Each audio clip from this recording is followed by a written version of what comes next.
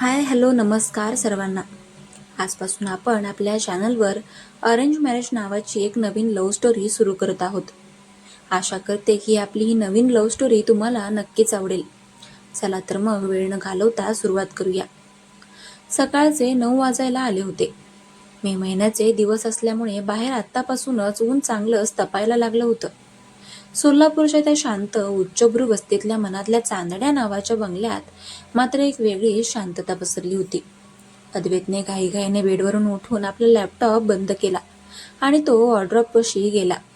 लग्न होऊन आज बरोबर 15 दिवस झाले होते, पण त्याच्या रोजच्या दिनक्रमात किंवा त्याच्या वागण्यात काडीचाही बदल झाला नव्हता.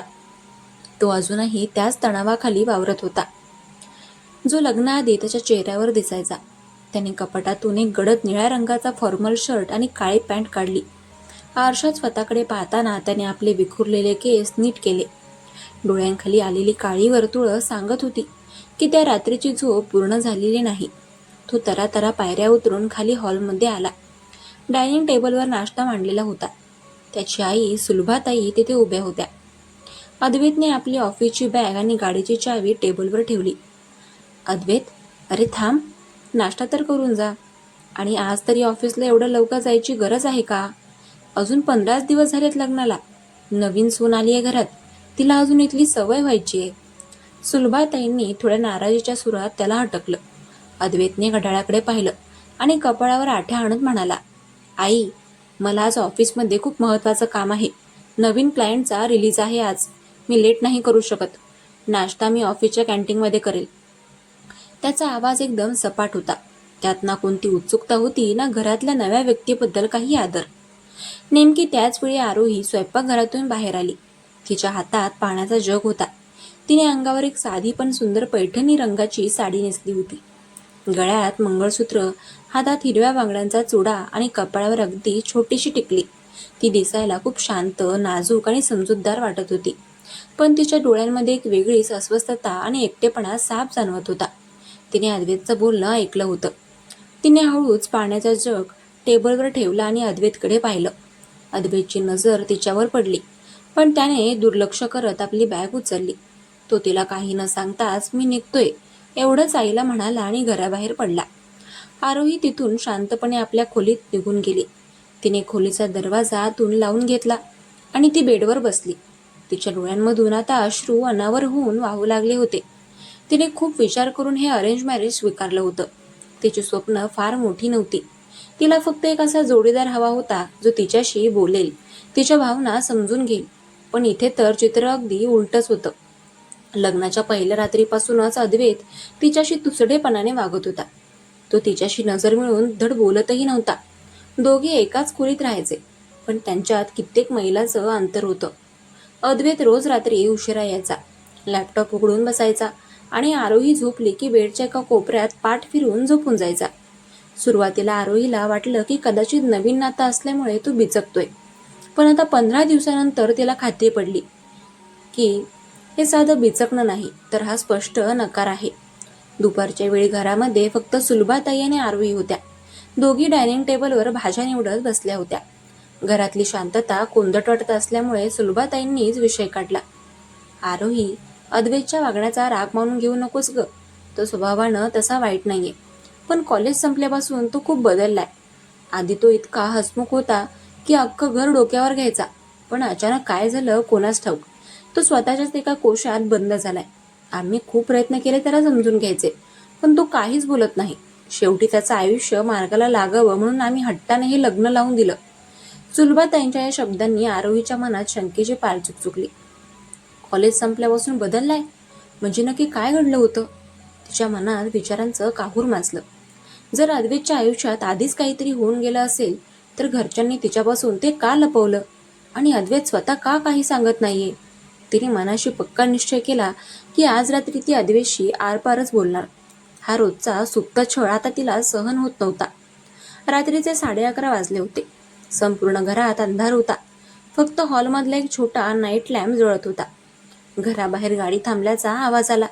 अद्वैतने चावीने मुख्य दरवाजा उघडला आणि तो आतमध्ये आला. तो प्रचंड थकलेला दिसत होता. त्याने शर्टची वरची 2 बटणं सोडवली होती आणि टाय सैल केला होता. तो शांतपणे पायऱ्या चढून आपल्या खोलीमध्ये आला. त्याला वाटलं नेहमीप्रमाणे आरोही झोपली असेल, पण आज तसं नव्हतं. खोलीतली लाईट चालू होती आणि आरोही बेडवर ताट बसून त्याचीच वाट पाहत होती. तिचा चेहरा रडून लाल झाला होता, पण तिच्या डोळ्यांमध्ये आज एक वेगळाच निर्धार होता. अद्वैतने तिच्याकडे एक नजर टाकली आणि काहीच न बोलता आपली बॅग स्टडी टेबलवर ठेवली. तो कपडे बदलण्यासाठी वॉर्डरोबकडे वळणार इतक्यात आरोही उठली आणि अगदी त्याच्या समोर जाऊन उभी राहिली. मला तुमच्याशी बोलायचं आहे अद्वैत. तिचा आवाज थरथरत होता, पण त्यामध्ये एक ठामपणा होता. अद्वैतने तिच्याकडे न पाहताच कोरडेपणाने म्हटलं, मी खूप थकलोय आरोही. ऑफिसमध्ये आज खूप डोकेदुखी झालीये. जे काही बोलायचं असेल ते उद्या सकाळी बोलू. सोडून दे आता. नाही, मी आज नाही सोडणार. रोज तुमचं हेच असतं. कधी ऑफिसचं काम, कधी थकवा. मला सांगा, मी या घरात का आलीये? फक्त तुमच्या आईबाबांची सेवा करायला, की तुमच्या खोलीमध्ये एका शोभेची वस्तूसारखं पडून राहायला? आरोहीचा आवाज आता वाढला होता. तिच्या डोळ्यामधून पुन्हा पाणी वाहू लागलं होतं. अद्वैत जागेवरच थांबला. त्याचा अहंकार दुखावला गेला होता. त्याने संतापून वळून थेट आरोहीच्या डोळ्यांमध्ये पाहिलं. त्याचे डोळे सुद्धा रागाने लाल झाले होते. तो वेगाने तिच्या जवळ आला, इतका जवळ की आरोहीला त्याच्या श्वासाची उष्णता जाणवत होती. त्याने तिचा हात मनगटात घट्ट धरला. तुला काय वाटतं ग? तू एकटीच त्रासात आहेस? लग्न करून तू माझ्यावर उपकार केलेस का? मला विचारायला आलीस? तुला माहिती तरी आहे का माझ्या मनात काय चाललंय? अद्वैतचा आवाज भीतीदायक रीतीने खाली गेला होता, पण त्यात प्रचंड राग होता. तेच तर विचारते मी.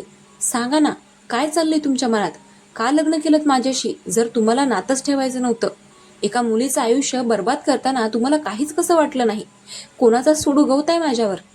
आरोहीने रागाच्या भरात आपला हात त्याच्या पकडीतून सोडवून घेतला. आरोहीचे हे शब्द ऐकताच अद्वैतचा संयम सुटला. त्याच्या डोक्यात जणू काहीतरी सनक भरली. त्याने शेजारीच टेबलवर ठेवलेला पाण्याचा काचेचा ग्लास उचलला आणि जोरात जमिनीवर फेकला. आणि आवाज होऊन त्या ग्लासाचे 100 तुकडे खोलीवर विखुरले गेले. कारण मला या लग्नात तुझ्यामध्ये आणि कोणत्याही नात्यामध्ये काडीचाही रस नाहीये. अद्वैत मोठ्याने ओरडला. त्याचा आवाज संपूर्ण घरामध्ये गुंजला. हे लग्न फक्त आणि फक्त माझ्या आईबाबांच्या ब्लॅकमेलिंगमुळे झालंय. माझ्यासाठी तू या घरात अस्तित्वातच नाहीयेस. त्यामुळे माझ्या वैयक्तिक आयुष्यात माझ्या भूतकाळात डोकवायचा प्रयत्न करायचा नाही. तुझी लायकी फक्त या घराची सून बनवून राहण्याची आहे, माझी बायको नाही. अद्वैतचे हे क्रूर शब्द आरोहीच्या काळजात थेट खंजिरासारखे खुपसले गेले. ती स्तब्ध झाली. अद्वैतने रागाच्या भरात आपली गाडीची चावी टेबलावरून उचलली आणि तो तरातरा खोलीबाहेर निघून गेला. काही सेकंदातच खाली मुख्य दरवाजा जोरात आपटल्याचा आवाज आला आणि त्यानंतर त्याच्या गाडीचा मोठा आवाज करत तो वेगाने बंगल्याच्या बाहेर निघून गेला. मध्यरात्रीच्या त्या भयानक शांततेत तो आवाज एखाद्या मोठ्या वादळासारखा वाटला. काचेच्या पडण्याचा आणि अद्वैतच्या ओरडण्याचा आवाज ऐकून सुलभाताई आणि त्याचे बाबा धावतच वर आले. त्यांनी खोलीचा दरवाजा उघडला. समोरचं दृश्य पाहून दोघांच्याही काळजाचा ठोका चुकला. खोलीमध्ये सगळीकडे काचेचे तुकडे पसरले होते आणि आरोही त्या तुकड्यांच्या अगदी जवळ जमिनीवर बसून दोन्ही हातांनी तोंड लपवून ओक्साबोक्शी रडत होती. तिचे पाय साडीत गुंडाळलेले होते आणि एका काचेचा बारीक तुकडा तिच्या पायाला लागून तिथून रक्ताची बारीक धार वाहू लागली होती. सुलभाताईंनी घाईघाईने पुढे होऊन तिला जवळ घेतलं. आरोही, काय झालं ग हे? अद्वैत कुठे गेला एवढ्या रात्री? काय बोलला तो तुला? सुलभाताईंनाही रडू कोसळलं होतं. बाबांनी लगेच अद्वैतच्या फोनवर ट्राय करायला सुरुवात केली, पण त्याचा फोन स्विच ऑफ येत होता. आई, मला नाही राहायचं इथे. त्यांनी मला सांगितलं की माझी काहीच लायकी नाहीये. आरोही हुंदके देत कशीबशी बोलली. सुलभाताईंनी तिला शांत करण्याचा प्रयत्न केला. तिच्या पायाचं रक्त पुसलं आणि तिला कसंबसं बेडवर बसवलं. घरचे सगळेच प्रचंड हादरले होते. बाबा बाहेर हॉलमध्ये जाऊन अद्वैतच्या मित्रांना फोन लावू लागले. सुलभाताई आरोही जवळच बसून राहिल्या. शेवटी पहाटेच्या सुमारास डोळ्यातली पाणी सुकल्यामुळे आरोहीला हलकीशी ग्लानी आली. सुलभाताई तिला झोपलेला पाहून हळूच खोलीबाहेर पडल्या, जेणेकरून त्या अद्वैतचा शोध घेऊ शकतील. रात्रीचे 2-2:30 वाजले असावेत. खोलीमध्ये पूर्णपणे शांतता होती.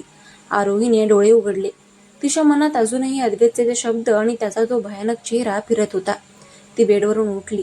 जमिनीवर अजूनही काचेचे तुकडे आणि अद्वैतने रागाने फेकलेल्या काही वस्तू विखुरलेल्या होत्या.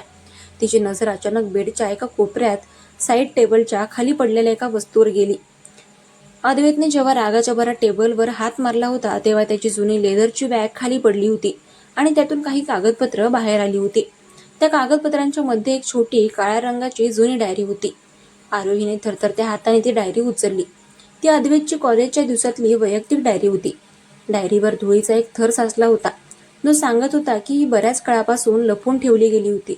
आरोहीने एक दीर्घ श्वास घेतला आणि डायरीचं पहिलं पान उघडलं. पहिल्याच पानावर एका अत्यंत सुंदर हसऱ्या मुलीचा फोटो चिकटवला होता.